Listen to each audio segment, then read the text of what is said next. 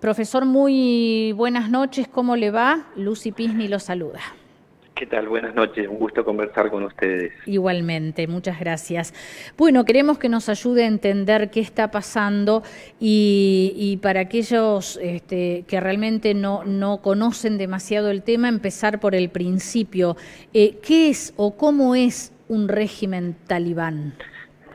Sí, en realidad hoy es muy difícil saberlo. Uno podía saber lo que era el régimen talibán a principios del siglo, antes de la invasión estadounidense.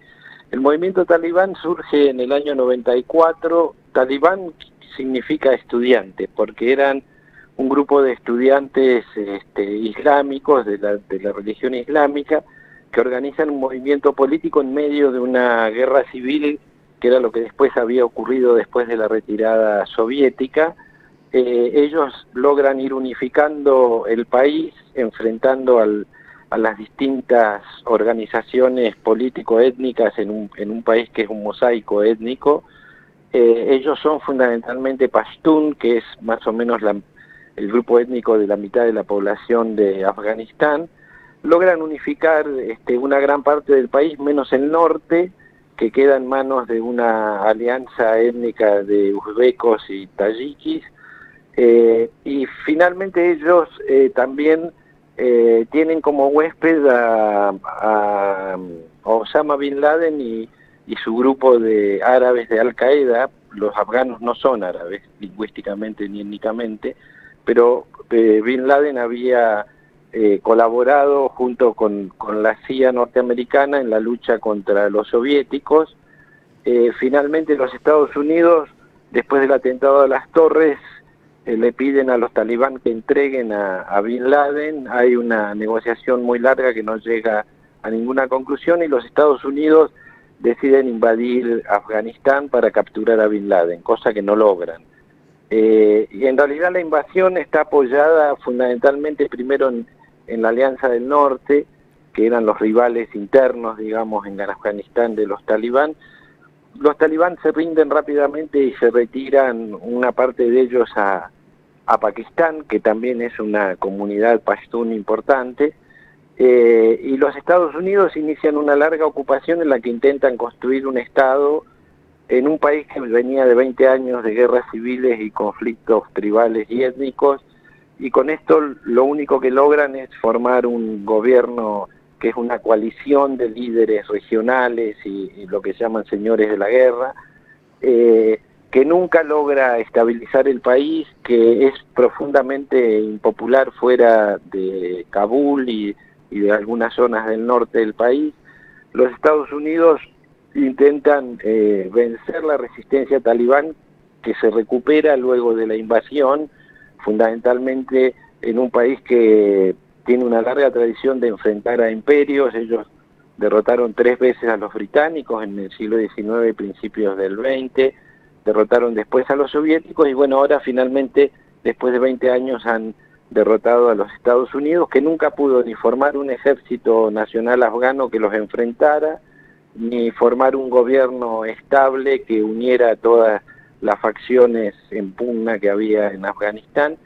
Y lo cierto es que me parece que, bueno, la decisión de retirarse fue primero del presidente Donald Trump, que continúa, digamos, una negociación secreta que se había iniciado ya en el gobierno de Obama, porque ya, digamos, para el 2011, 2014, que fue el momento de mayor presencia militar estadounidense en Afganistán y que no logró derrotar a los talibán, Estados Unidos entendía ya que era una guerra perdida, pero tardaron mucho tiempo en avanzar en esa dirección. El gobierno de Donald Trump inició una negociación en Doha con los talibán y con parte del gobierno que ellos habían impuesto en Afganistán, que termina en un acuerdo entre los talibán y Donald Trump en febrero del año 20, por el cual en mayo del 21 se retirarían todas las tropas extranjeras.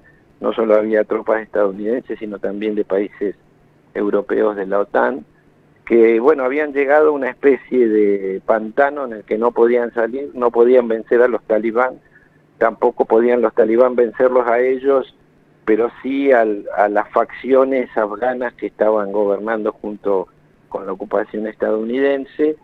y finalmente ocurrió lo que todos esperábamos, después de 20 años, de miles de millones de dólares invertidos en un gobierno caracterizado por la corrupción interna y por la impopularidad.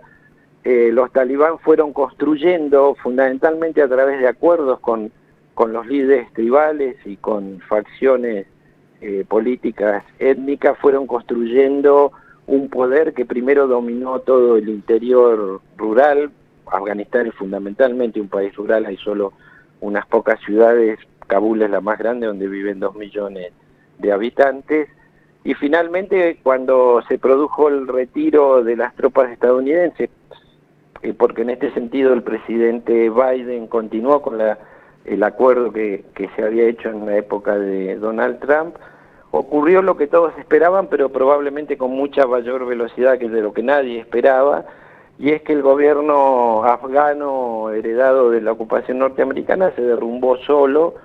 El ejército afgano, en el que se habían invertido 83.000 millones de dólares, en realidad era una estructura vacía, porque gran parte de ese dinero quedó en manos de las organizaciones, digamos, que se llaman contratistas privados, que son en realidad mercenarios europeos y estadounidenses que los entrenaban. Los soldados afganos de ese ejército casi no tenían paga y hacía ya muchos meses que no cobraban, y por lo tanto fue un ejército que rápidamente abandonó las armas. No podemos sino cómo explicar que en 3 semanas los guerrilleros talibán, que no eran más de unos 30 o 40.000, hayan vencido a lo que en los papeles era un ejército de 300.000 hombres armados y entrenados por los Estados Unidos. Claro. Pero en realidad era un ejército de mentira, digamos. Claro, ¿no? probablemente usaron la misma estrategia, ¿no? Los Estados Unidos fue ganando voluntades de los líderes tribales, y ahora a la inversa, los talibán fueron haciendo lo mismo, un trabajo medio de hormiga, digamos, y cuando llegó el momento apropiado tenían un poderío que por allí nadie pensaba que tenían. Exactamente, que fue una victoria con muy pocas batallas y violencias, porque en realidad la mayor parte de las divisiones supuestamente existentes del gobierno afgano se rindieron o huyeron, o muchos se pasaron a los talibán, y ha sido lo que ha sido en los últimos 50 años la política interna de Afganistán, que los estadounidenses creo que nunca entendieron acabadamente, que era un acuerdo poco estable, pero de permanentes negociaciones entre grupos étnicos rivales que muchas veces acordaban que lo único que tenían en común eran que eran todos musulmanes y que practicaban una rama del Islam muy tradicionalista, pero que por otro lado no es muy diferente a lo que ocurre en los países árabes, en Arabia Saudita o en los Emiratos Unidos Árabes, pero que es una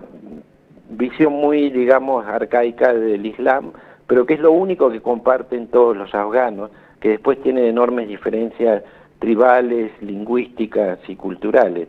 Por lo tanto, lo que pasó era lo que tenía que pasar. Después de 20 años, como dice Biden, y de miles de millones de dólares invertidos, y de muchos miles de soldados estadounidenses y de la OTAN que murieron por construir una idea que era imposible de construir, y que la verdad es que deberían haberse retirado probablemente en el 2005 o 2006, como en muchas, tanto investigadores como periodistas, incluso exoficiales estadounidenses que participaron de la primera etapa de la invasión, le recomendaban permanentemente al gobierno norteamericano. Hay una vieja frase que se le adjudica a Alejandro Magno, que fue el primer invasor de Afganistán desde Occidente hace más de 1000 años, y que también salió derrotado, y era que era muy fácil entrar en Afganistán pero muy difícil salir.